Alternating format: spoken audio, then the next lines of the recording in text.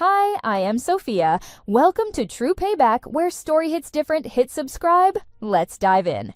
The pastel balloons and gift towers at Sarah's baby shower created the perfect backdrop for my mother's favorite performance, publicly diminishing me while privately draining my bank account. Emma still rents that tiny studio in the old part of town, Mom told the circle of her country club friends, her voice pitched just loud enough to carry across the backyard. Can you imagine? At 32, I stood near the dessert table watching my sister open her 6th designer stroller. The irony wasn't lost on me. The mortgage on the house hosting this party? I'd been paying it for 4 years. The luxury SUV in the driveway with the pink bow Sarah just squealed over? My anonymous gift routed through Dad's business account so he could take credit. Emma, honey, could you refill the champagne? Mom's voice dripped with that particular condescension she reserved for me. It's the least you could do since you couldn't afford an actual gift. I smiled and headed toward the kitchen. The $3,200 custom crib being delivered next week was already paid for. By me. Anonymously. Like everything else. My phone buzzed. My accountant, Richard Chin, responding to the spreadsheet I'd sent him last night. Emma, I've reviewed everything. Are you absolutely certain about Monday? This will have immediate consequences. I typed back. I've never been more certain about anything. 4 years ago I'd made 2 decisions that shaped everything that followed.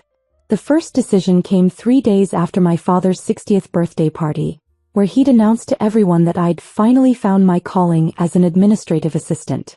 What he didn't know, what none of them knew, was that I'd just accepted a position as VP of Strategic Acquisitions at Meridian Capital Group. Base salary, $340,000. Annual bonus structure, $200,000 to $500,000. Equity package, substantial. The interview process had taken 6 months. Meridian was one of those firms you didn't find, they found you.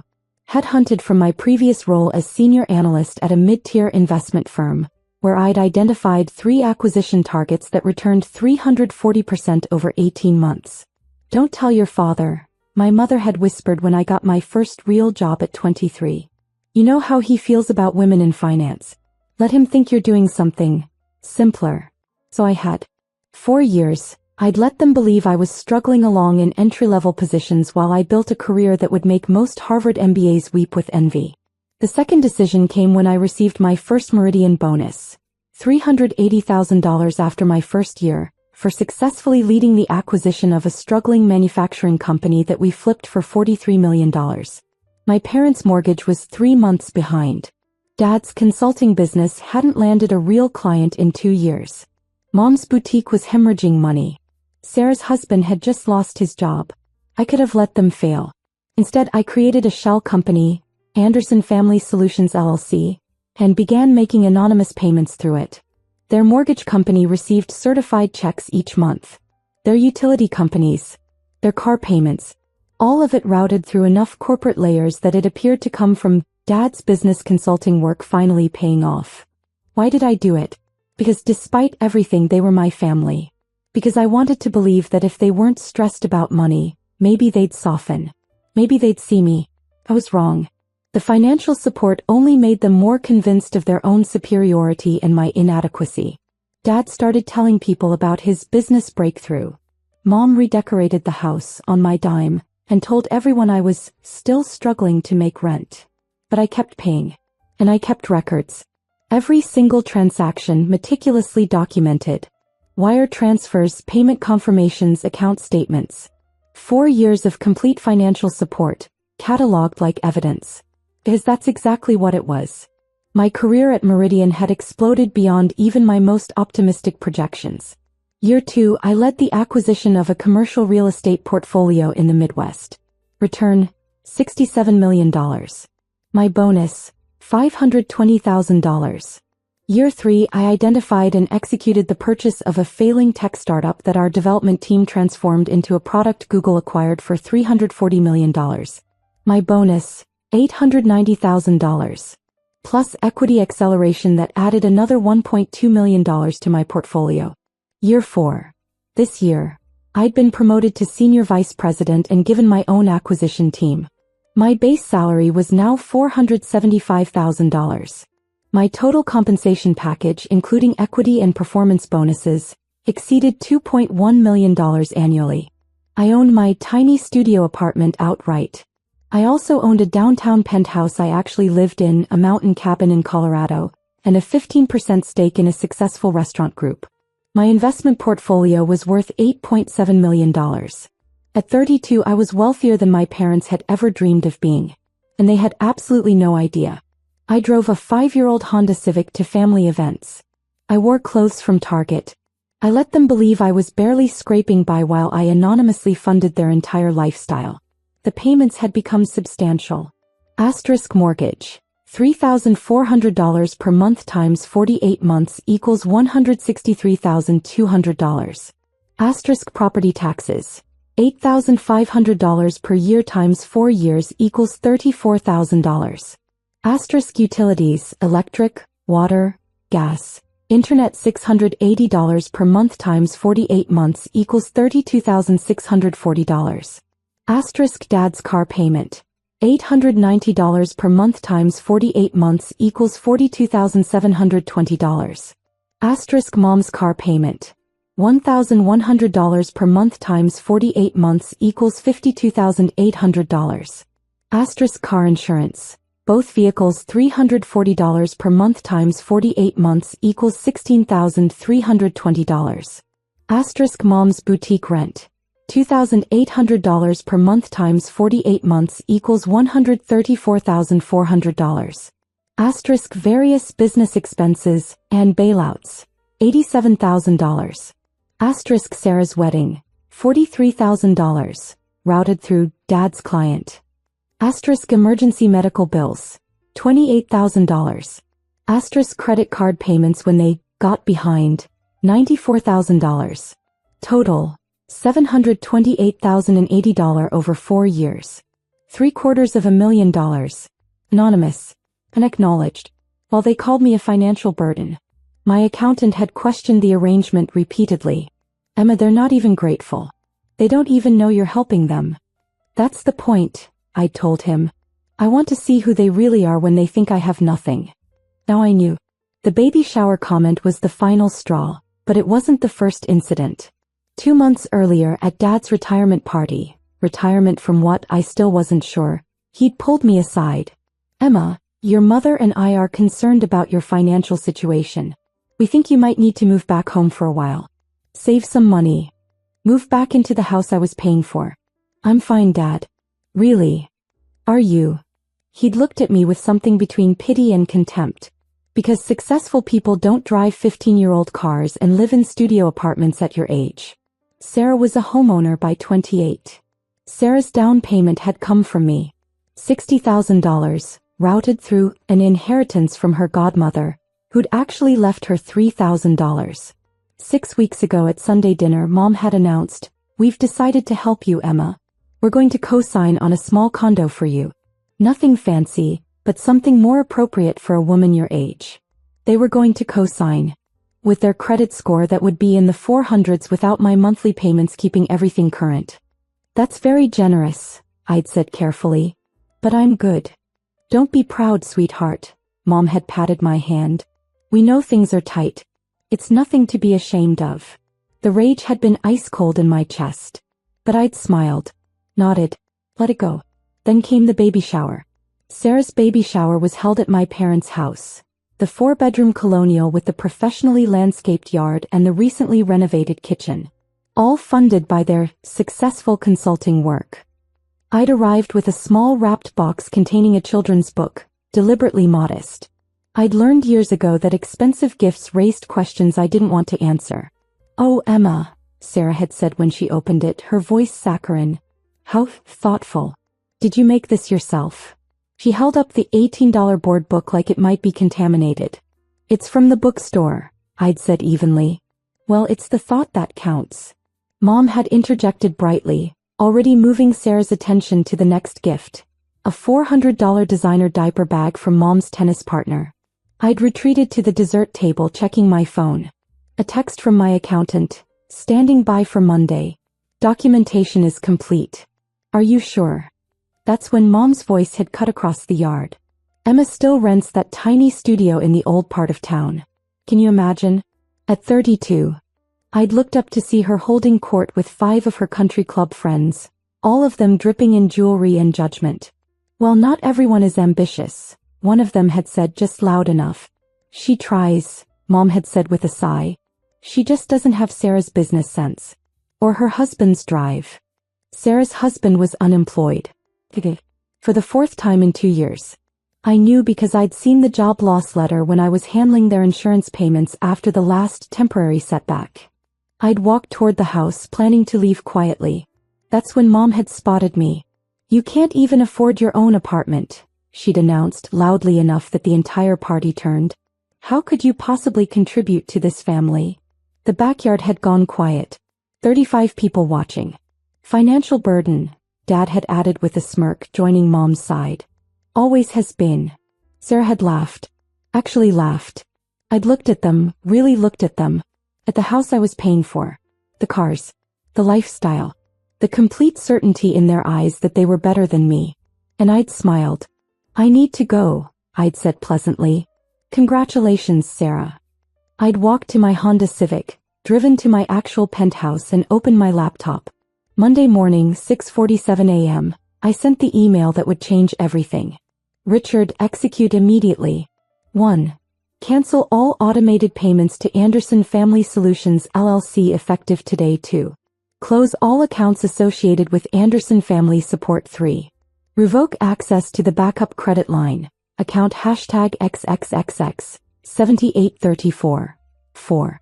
Prepare complete financial documentation for all payments made 2021 to 2025. 5.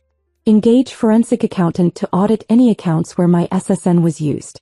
Send notification to their mortgage company, utility providers, and creditors that the anonymous benefactor arrangement has ended. No further payments will be made. Effective immediately. No exceptions. Emma. Richard called me 17 seconds after I hit send. Emma, once I do this, there's no going back. Their mortgage payment is due in 9 days. Their utilities will start shut-off procedures within 2 weeks. This will be catastrophic for them. I know. Are you absolutely certain? I thought about Mom's voice. Financial burden. About 4 years of paying their bills while they mocked my tiny apartment. About $728,080 in support they thought came from Dad's imaginary business success. I've never been more certain about anything in my life. Understood. I'll execute within the hour. Emma, I'm also seeing some concerning irregularities in the credit monitoring. There are accounts I don't recognize showing up associated with your SSN. My blood went cold. What kind of accounts? Credit cards. Store cards. A personal loan. I'm sending it all to forensic review now, but you should prepare yourself. The amounts are significant. How significant? Preliminary. Over $180,000 in credit card debt. In your name. I closed my eyes. By parents. That would be my assumption. I'm engaging the forensic team immediately. If this is identity theft, we'll need to involve authorities. Do it. All of it. Tuesday morning, the first automated payment failed to process. Wednesday afternoon, their second mortgage payment bounced. Thursday, the utilities company sent disconnect notices. Friday at 2:47 p.m. my phone rang. I let it go to voicemail. She called again. And again.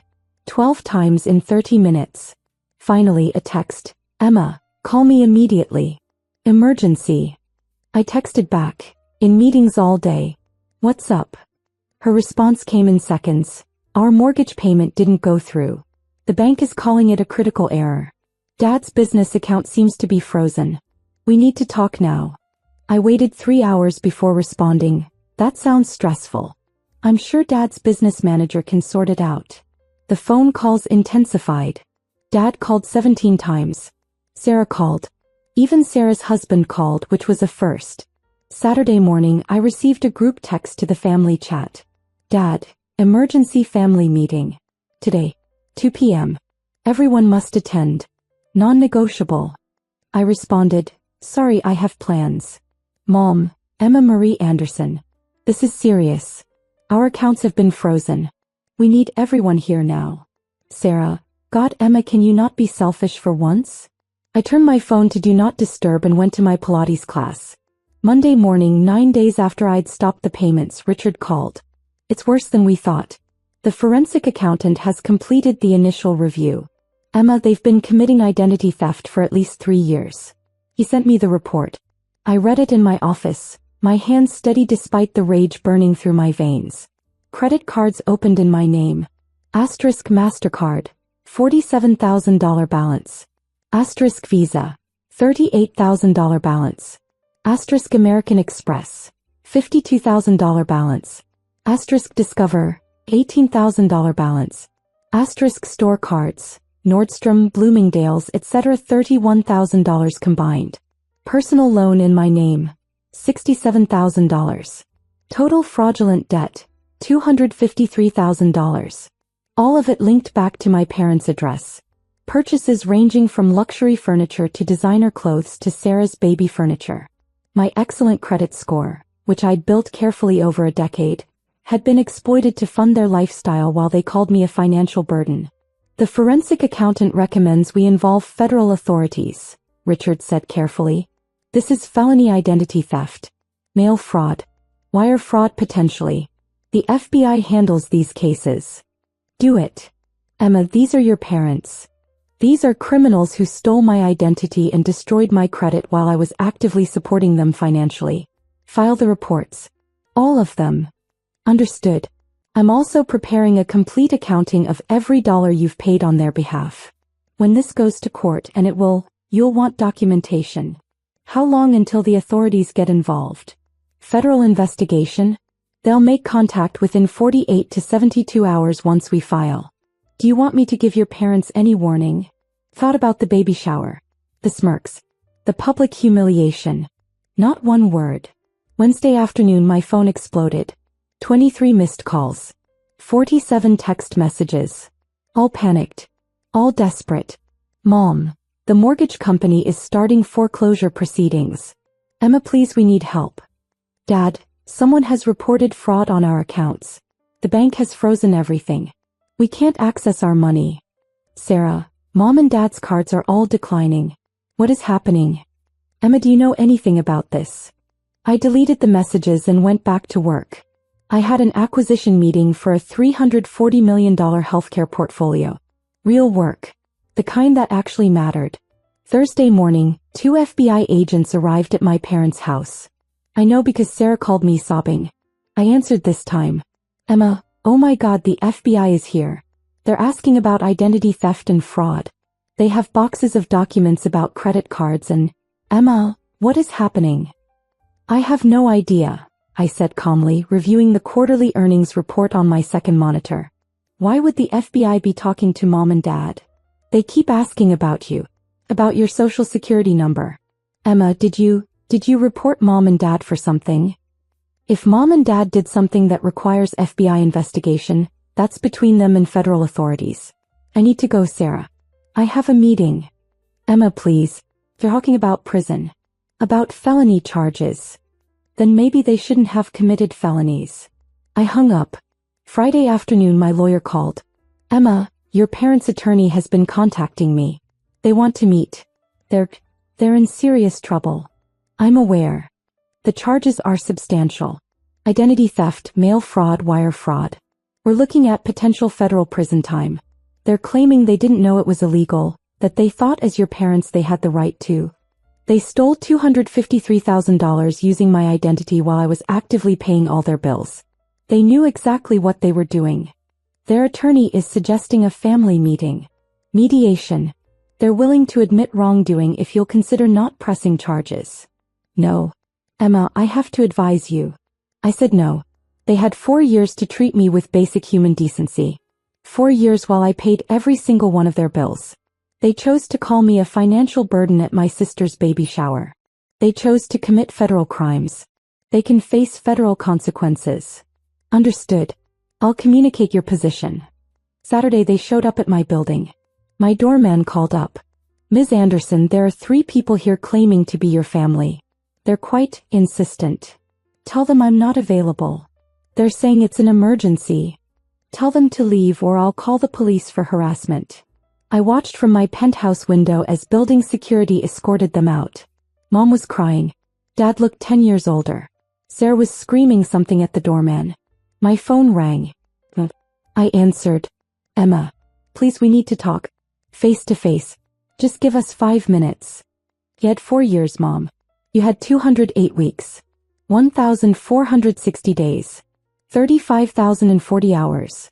You spent that time calling me a financial burden while stealing my identity and spending $253,000 in my name. You spent it mocking my apartment while I paid your mortgage. You don't get 5 more minutes. Emma, sweetie, there's been a terrible misunderstanding. There's no misunderstanding. I have documentation of every fraudulent account. Every forged signature. The FBI has it all now. This conversation is over. You ungrateful, Dad's voice having grabbed the phone. After everything we've done for you. We raised you. We gave you everything. You gave me nothing. I gave you $728,080 over 4 years. I have the receipts. Literally. Every single transaction. Dated and documented. Your mortgage. I paid it. Your cars. I paid them. Your utilities, your property taxes, Mom's failing boutique, Sarah's wedding.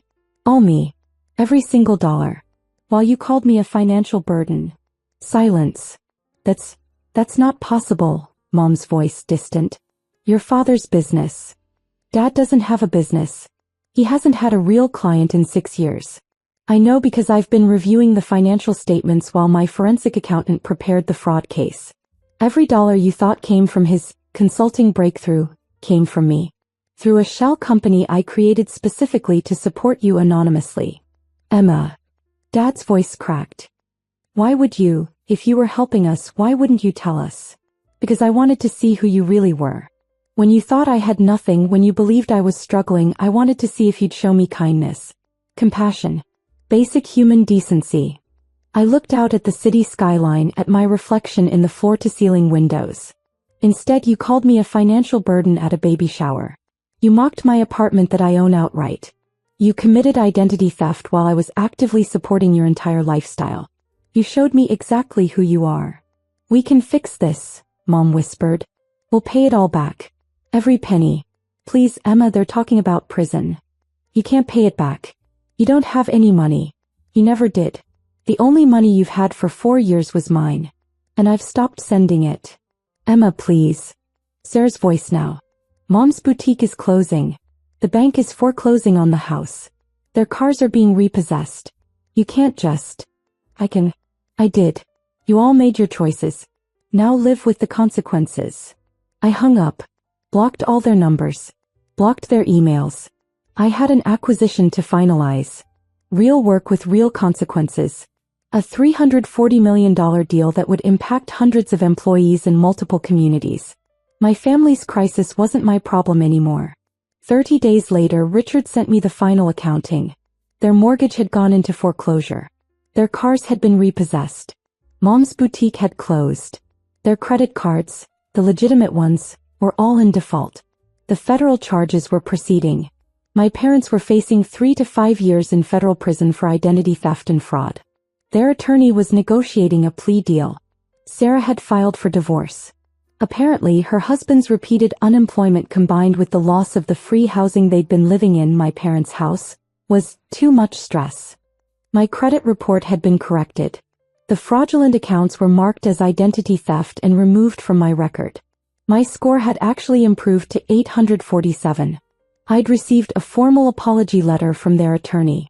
It was a legal document, carefully worded, admitting to nothing while asking for everything. I filed it without reading past the first paragraph. The acquisition had closed successfully. My bonus for the year would exceed $1.4 million. I donated $50,000 to a financial literacy nonprofit. Anonymous, of course. 6 weeks after the baby shower, I received one final message. Not from my family, but from Sarah's ex-husband, Mark. I need you to know something. Sarah's been telling everyone you abandoned the family out of spite.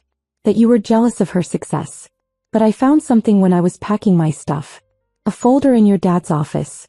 It had all these letters from creditors, bills marked paid, with some company name I didn't recognize. I looked it up. Anderson Family Solutions LC. That was you, wasn't it? I stared at the message for a long time. Emma, I'm so sorry. For laughing at the baby shower. For not speaking up. I didn't know. They never told us you were helping. Sarah's been living in that house thinking your dad paid for everything, driving that SUV thinking it was a gift from him. I feel sick. I typed a response. You weren't supposed to know. That was the point. I hope you land on your feet, Mark. You deserve better than what you got. His response came quickly. So did you. I'm sorry we didn't see it. 3 months later, I received a wedding invitation. My best friend from Meridian, Jordan was getting married. The invitation included a +1. I brought my accountant Richard Chin.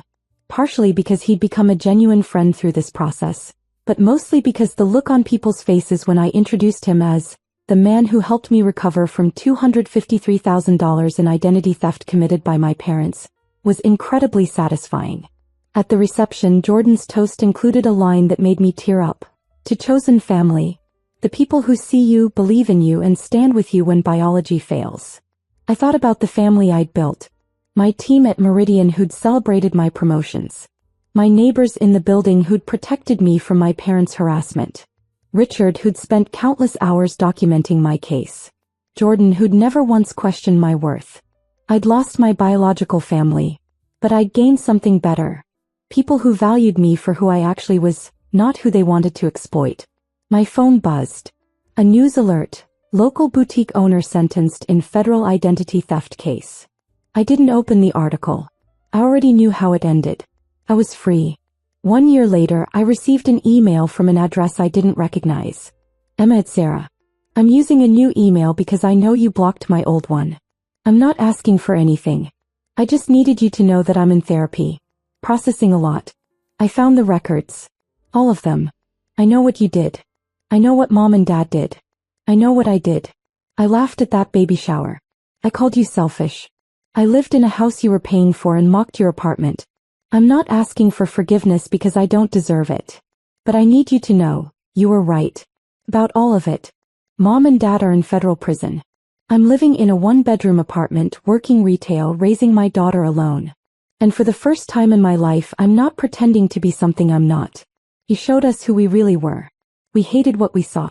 But maybe some of us needed to see it. I hope you're happy, Emma. Really happy. You earned it. Sarah. I read it 3 times. Then I saved it to a folder and closed my laptop. I was happy. I had a career I loved, wealth I'd earned, and peace I'd fought for. I'd paid $728,080 to learn exactly what my family thought of me when they believed I had nothing. It was the most expensive education I'd ever received. And it was worth every single penny.